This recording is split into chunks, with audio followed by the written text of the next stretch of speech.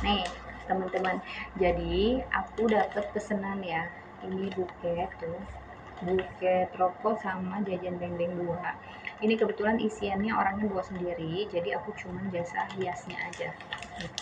Karena aku kan nggak bisa ya bikin tutorial apa video-video kayak orang-orang itu, aku nggak bisa, aku punya bayi ribet banget ya kan.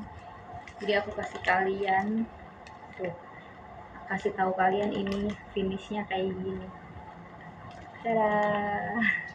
Aku masih belajar ya teman-teman, jadi mohon jangan dibully karena aku masih belajar banget. Tapi semoga yang pesan ini nanti puas, nggak kecewa gitu kan. Tuh, cantik ya. Ini kebetulan juga request dari yang pesan mau warna hitam. Tuh. Ini kalau kitanya warna merah, aku yakin bakal lebih cakep lagi. Oke, terima kasih.